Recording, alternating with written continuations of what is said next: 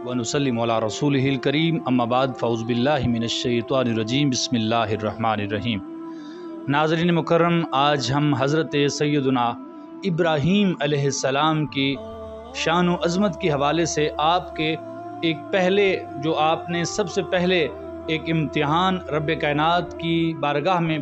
पास किया, और वो इम्तिहान ऐसा था कि आपके इम्तिहानों में से सबसे बड़ा इम्तिहान था। हज़रत सैयदना इब्राहीम अलैहिस्सलाम के ऊपर बेशुमार इम्तिहान अल्लाह ताला की तरफ से आए, लेकिन आपने हर इम्तिहान को साबित कदमी के साथ बर्दाश्त किया और अल्हम्दुलिल्लाह अल्लाह रब्बुल इज़्ज़त की बारगाह में आप वो इम्तिहान पास कर गए और अल्लाह ताला ने आपको फिर बेशुमार अज़मतों से और नेमतों से नवाजा। हज़रत सैयदना इब्राहीम अलैहिस्सलाम पर पहला इम्तिहान ये था कि आप पूरी रूए ज़मीन पर, पूरी कायनात के अंदर, पूरी दुनिया के अंदर तन्हा एक ही मुवहिद थे और एक ही अल्लाह की तौहीद के प्रचार करने वाले थे, ऐलान करने वाले थे, और आपके अलावा पूरी रूए ज़मीन पर उस वक्त कुफ्र था और कोई अल्लाह ताला की तौहीद का इकरार करने वाला नहीं था। अल्लाह ताला ने आपको ये शान और मर्तबा अता फरमाया कि बचपन में जब आप गार से निकले तो गार से निकलने के बाद सबसे पहले आपने तौहीद की बातें करना शुरू कर दी। जब आसमान पे सितारों को देखा, वो चमक रहे थे क्योंकि उस वक्त लोग सितारों की परस्तिश करते। आपने फरमाया, क्या तुम इनको मेरा रब कहते हो, ये बड़े चमकदार हैं।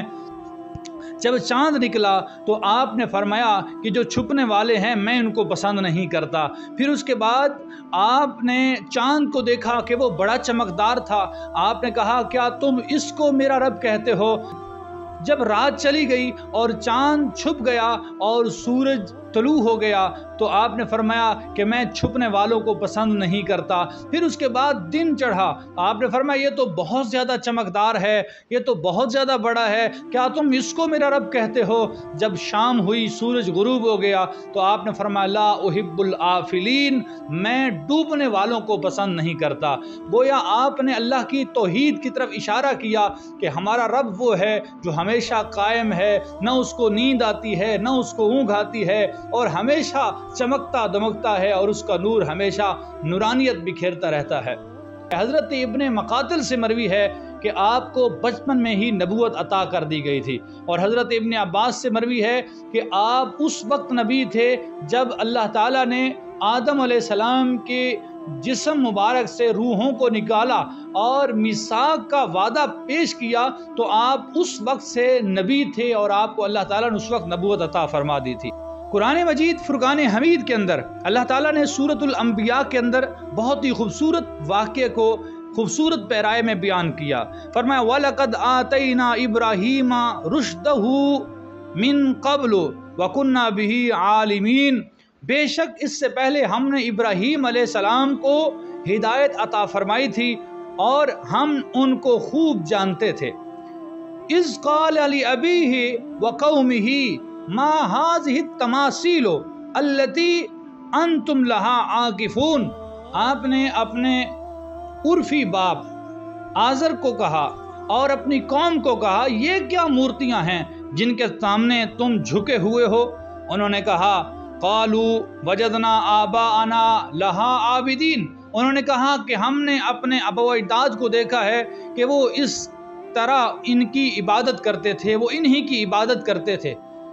हज़रत सैयदना इब्राहीम अलैहिस्सलाम ने उनसे दलील पूछी कि तुम इन मूर्तियों की इबादत क्यों करते हो, तो उन्होंने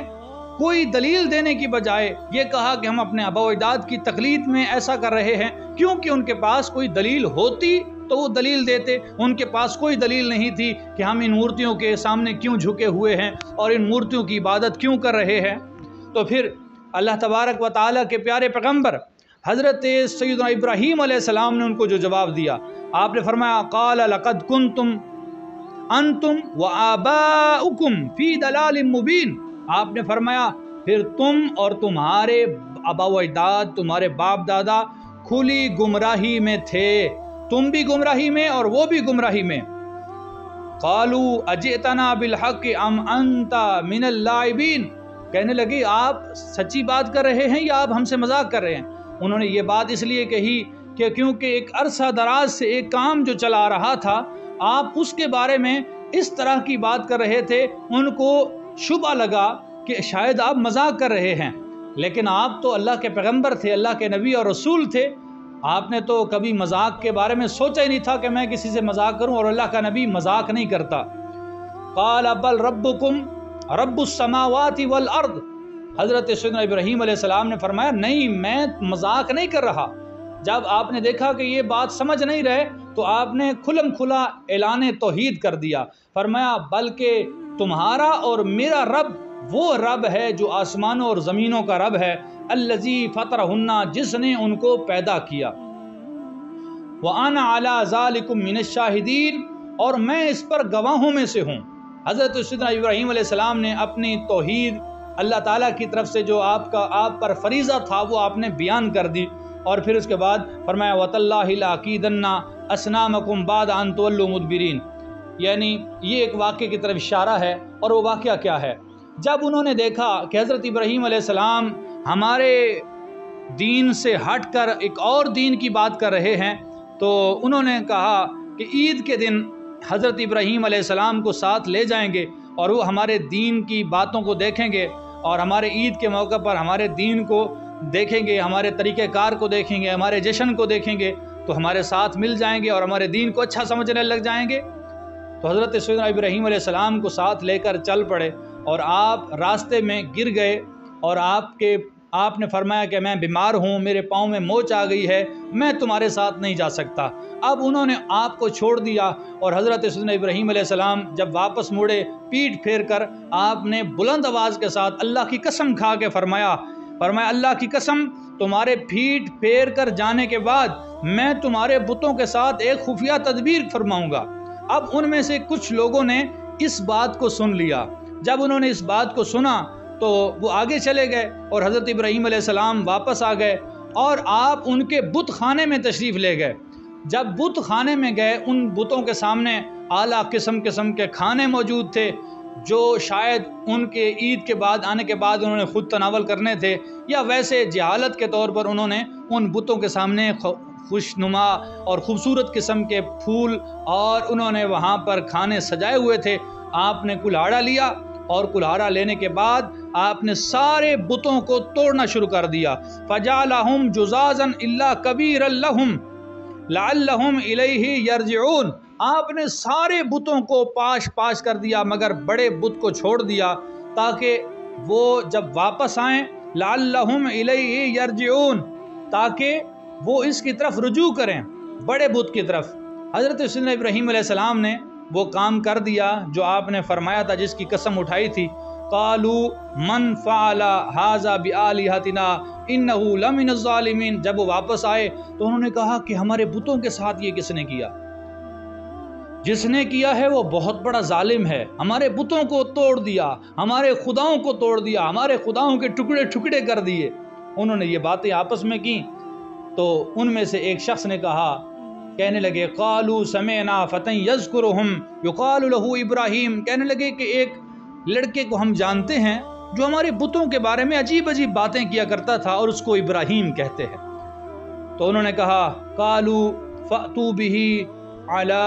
اعین الناس لعلهم يشهدون، یعنی انہوں نے کہا کہ اس کو لوگوں کے سامنے لے آؤ تاکہ سب اس کو دیکھ لیں۔ تو حضرت ابراہیم علیہ السلام کو بلایا گیا۔ قالوا انت فعلت هذا بآلهتنا یا ابراہیم، وہ بولے کیا اے ابراہیم، کیا آپ نے ہمارے بتوں کے ساتھ یہ کام کیا ہے؟ حضرت سیدنا ابراہیم علیہ السلام نے فرمایا قال بل فعلہ کبیرہم ھذا فاسألوہم ان کنتم ینطقون، آپ نے فرمایا کہ بلکہ یہ کام اسی نے کیا ہے، یعنی حضرت ابراہیم علیہ السلام نے کیا ہے، اور فرمایا کبیرہم ھذا، یہ ان کا بڑا ہے، یعنی اس بت کی طرف اشارہ کیا، فاسألوہم، اس سے پوچھو، ان کانوا ینطقون، اگر یہ بول سکتے ہیں۔ حضرت سیدنا ابراہیم علیہ السلام نے یہاں پر یہ بھی ترجمہ کیا جاتا ہے کہ آپ نے فرمایا کہ یہ اس بڑے بت نے کیا ہے، اس سے پوچھو۔ یہاں پر مفسرین نے فرمایا ہے کہ بت کی طرف نسبت اس لیے کی تاکہ اس بت کی عجز کو بیان کیا جا سکے، اس بت کی عاجزی کو بیان کیا جا سکے، اور اس بت کی توہین کی جا سکے کہ یہ کوئی کر سکتا ہے، کیا تو میں نے ہی ہے۔ اس کی مثال اس طرح ہے کہ اگر ایک کاتب بہت اچھا لکھتا ہے اور ایک کاتب ہے جو اچھا نہیں لکھ سکتا، اور کاتب جو اچھا لکھتا ہے اس نے کوئی تحریر لکھی، تو اس سے پوچھا جائے کہ یہ کس کی تحریر ہے، تو وہ دوسرے کی توہین اور دوسرے کی عزت کی طور پر کہے کہ یہ اس نے لکھی ہے، یعنی یہ اس نے لکھی ہے، تو لوگ سمجھ جائیں گے کیا یہ ایسا لکھ سکتا ہے، تو اس کی توہین اور اس کی عزت پر دلالت کرنے کے لیے۔ تو اس طرح آپ نے فرمایا کیا یہ ایسا کر سکتا ہے، تو آپ نے فرمایا اسی سے پوچھو نا، بڑے بت سے پوچھو۔ تو انہوں نے کہا فرجعوا الی انفسہم فقالوا انکم انتم الظالمون، تو انہوں نے اپنے نفسوں کی طرف رجوع کیا اور آپس میں کہا کہ بے شک تم ہی ظالم ہو، ظالم ابراہیم علیہ السلام نہیں ہیں، تم ہی ظالم ہو۔ ثم نکسوا علی رؤوسہم، پھر انہوں نے اپنے سر جھکا لیے شرمندگی سے، اور شرمندگی سے کہا لقد علمت ما هؤلاء ينطقون، کہ اے ابراہیم علیہ السلام کیا تم کو معلوم نہیں یہ بول نہیں سکتے؟ قال افتعبدون من دون اللہ ما لا ينفعکم شیئا ولا یضرکم، آپ نے فرمایا کیا تم پھر ایسوں کی عبادت کرتے ہو جو نہ تمہیں کوئی نفع دے سکتے ہیں اور نہ تمہیں نقصان پہنچا سکتے ہیں؟ اف لکم ولما تعبدون من دون اللہ، تف ہے تم پر، افسوس ہے تم پر اور ان پر جن کی تم عبادت کرتے ہو اللہ کے سوا، اللہ کو چھوڑ کر۔ افلا تعقلون، کیا تمہیں عقل نہیں ہے؟ قالوا حرقوہ وانصروہ آلہتکم ان کنتم فاعلین، وہ بولے حضرت ابراہیم علیہ السلام کو جلا دو اور اپنے اپنے بتوں کی مدد کرو، ان کنتم فاعلین، اگر تم کچھ کر سکتے ہو۔ تو حضرت سیدنا ابراہیم علیہ السلام کے لیے نمروز نے کیا کیا کہ پہاڑ کے دامن میں ایک بہت بڑا چیخا تیار کیا جو 90 فٹ بلند تھا، اور اس کے اندر لکڑیاں جمع کرنے کا حکم دیا، اور کہا کہ اگر کوئی شخص لکڑیاں جمع نہیں کرے گا تو اس کو بھی ساتھ جلا دیا جائے گا۔ حضرت سیدنا ابراہیم علیہ السلام کے لیے لکڑیاں جمع کرنی شروع کر دیں، حتیٰ کہ عورتیں منتیں مانتیں کہ میرا یہ کام ہو گیا تو میں ابراہیم علیہ السلام کو جلانے کے لیے اتنی لکڑیاں جمع کروں گی۔ وہاں پر ہر قسم کی لکڑیوں کو جمع کر دیا گیا، اور کئی مہینے تک اس کو بھرتے رہے، اور پھر اس کے بعد کئی مہینوں تک آگ روشن کیے رکھی۔ آگ اتنی تیز تھی کہ اگر آسمان سے کوئی پرندہ گزرتا تو آسمان کا پرندہ اس کے اندر کباب بن کر گر جاتا، اتنی زیادہ آگ تھی جس کے اندر حضرت ابراہیم علیہ السلام کو جلانے جا رہے تھے۔ اور ایک منجنیق تیار کی، اس کو اونچائی پر رکھا، اور اس کو اندر حضرت ابراہیم علیہ السلام کو جکڑ کر وہاں پر رکھ دیا گیا، اور اس کے بعد نمروز نے اپنا شاہی لباس بھی حضرت ابراہیم علیہ السلام کو پہنایا، کیونکہ آپ کو پہلے ایک دو دفعہ انہوں نے آگ میں جلانے کی کوشش کی لیکن آپ وہاں سے بچ گئے۔ تو نمرود یہ سوچتا تھا کہ اگر یہاں سے بھی بچ گئے تو میں کہوں گا کہ میرے کرتے کی برکت سے بچ گئے، تو پھر اس نے اپنا کرتا بھی پہنا دیا، اور آپ کو جب آگ میں ڈالا جانے لگا، فرشتے اللہ کی بارگاہ میں عرض کرتے ہیں اے مالک تیرا ابراہیم تیرا خلیل آگ میں جا رہا ہے، اس کو بچا لے۔ آپ نے رب کائنات نے فرمایا کہ جاؤ فرشتوں تمہیں اجازت ہے، جاؤ، اگر وہ مدد لینا چاہتا ہے تو اس کی مدد کرو۔ حضرت سیدنا ابراہیم علیہ السلام کے پاس جب فرشتے آئے تو آپ نے سب کو واپس کر دیا۔ جبرائیل امین آئے، آپ نے فرمایا اے جبرائیل مجھے کوئی حاجت نہیں ہے آپ سے۔ حضرت جبرائیل امین نے عرض کیا کہ آپ اپنے رب سے دعا کیجئے۔ حضرت ابراہیم علیہ السلام فرماتے ہیں وہ میرے حال کو بہتر جانتا ہے، میرے حال کو بہت خوب جانتا ہے۔ تو حضرت سیدنا ابراہیم علیہ السلام نے اس وقت یہ دعا پڑھی حسبی اللہ و نعم الوکیل۔ یہاں پر ایک نکتہ بتاتا چلوں، آپ نے دعا کیوں نہیں کی؟ یہ مصیبت کا وقت تھا، اس وقت دعا کرنی چاہیے تھی۔ تو مفسرین نے لکھا ہے کہ اس وقت آپ نے دعا اس لیے نہیں کی اس وجہ سے کہ یہ امتحان کا وقت تھا، اور امتحان کے وقت میں دعا کرنا امتحان سے بچنے کے مترادف ہے، تو لہٰذا آپ نے دعا کو ہی ترک کر دیا۔ اور اس کے علاوہ حضرت سیدنا ابراہیم علیہ السلام بہت زیادہ گڑ گڑا کر دعا کرنے والے تھے، اور اللہ تعالیٰ سے دعا کرنا ہی مومن کی شان ہے۔ حضرت سیدنا ابراہیم علیہ السلام کو جب منجنیق کے ذریعے آگ میں ڈالا جا رہا تھا، اس وقت رب کائنات کی طرف سے حکم ہوا یا نار کونی بردم و سلاما علی ابراہیم۔ اللہ تعالیٰ فرماتا ہے کہ ہم نے آگ کو کہا کہ آگ ابراہیم پر ٹھنڈی اور سلامتی والی بن جا۔ حضرت علی المرتضیٰ فرماتے ہیں اگر اللہ رب العزت سلام نہ فرماتا تو یہ ابراہیم علیہ السلام کے لیے آگ سے زیادہ سخت تکلیف دہ ہوتا، کیونکہ آگ ٹھنڈی ہو جاتی۔ اور اس طرح حضرت ابن عباس سے مروی ہے اگر اللہ تعالیٰ سلامن کا لفظ نہ فرماتا تو روئے زمین کی ساری آگ بجھ جاتی۔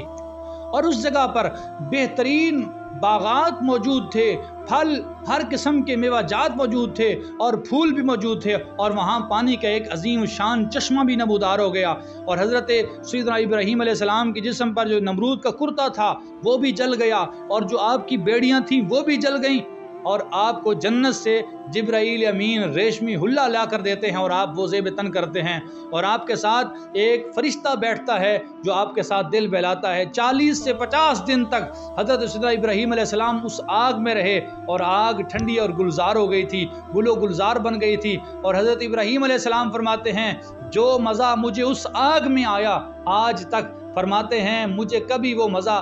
دوسری زندگی میں نہیں آیا جو مزہ آگ کے اندر تھا۔ اس وقت رب تعالیٰ کی عنایتیں ہوتی تھی اور کرم ہوتا تھا، اور کئی دن کے بعد جب نمرود نے دیکھا کہ حضرت ابراہیم علیہ السلام کو دیکھوں کیا حال ہے، تو حضرت ابراہیم علیہ السلام خوش و خرم آگ میں بیٹھے تھے، اور آگ نے آپ کا ایک بال بھی نہیں جلایا تھا، تو دیکھ کر حیران ہو گیا اور کہنے لگا کہ میں آپ کے رب سے متاثر ہو چکا ہوں، اور آپ کے رب کی آپ کے ساتھ محبت دیکھ کر میں آپ کے رب کا قرب حاصل کرنا چاہتا ہوں، اور 500 گایوں میں ان کی نام پر ذبح کرنا چاہتا ہوں۔ حضرت سیدنا ابراہیم علیہ السلام نے فرمایا جب تک تو میرے اوپر ایمان نہیں لاتا، میرا کلمہ نہیں پڑھتا، اس کی توحید کو نہیں مانتا، اس وقت تک تیرا گایوں کو ذبح کرنا بے فائدہ ہے، اس کا کوئی فائدہ نہیں ہے۔ تو حضرت سیدنا ابراہیم علیہ السلام کی باتیں سن کر کہنے لگا کہ میں اپنے دین کو چھوڑنا نہیں چاہتا، میں اپنے گایوں کو ذبح کروں گا۔ حضرت سیدنا ابراہیم علیہ السلام نے فرمایا کہ اس کا تجھے کوئی فائدہ ہونے والا نہیں ہے۔ پھر اس کے بعد حضرت سیدنا ابراہیم علیہ السلام اس چیخے سے نکلے، اور نمرود نے آپ سے تعارض کرنا چھوڑ دیا، اور آخر کار نمرود کا جو اس کا انجام ہوا وہ یہ ہوا کہ ایک دن اللہ تعالیٰ نے اس کو مچھروں کی فوج بھیج کر ہلاک کیا، اس کی ساری فوج کو مچھروں نے اس طرح کھا لیا، ان کی صرف ہڈیاں بچ گئیں، اور وہ جنگلوں کے اندر ہڈیاں ان کی پڑی رہ گئیں، اور وہ سارے کے سارے ہلاک ہو گئے۔ اور جو نمرود تھا اس کے اوپر ایک لنگڑے مچھر کو اللہ تعالیٰ نے منتخب فرما دیا، اور وہ لنگڑا مچھر اس کی ناک کے اندر گھس گیا اور اس کا بھیجا کھانے لگا، اور علماء نے لکھا ہے کہ 400 سال تک نمرود کے بھیجے کے اندر وہ مچھر گھسا رہا، اور وہ پہلے اپنے سر کے اوپر تھوڑے سے ہاتھ مرواتا، پھر اس کے بعد مکے مرواتا، پھر اس کے بعد جوتے مرواتا، ہتھوڑے مرواتا، حتیٰ کہ اس عذاب کی حالت میں اس کی موت واقع ہو گئی، اور ایک مچھر نے اس کا کام تمام کر دیا۔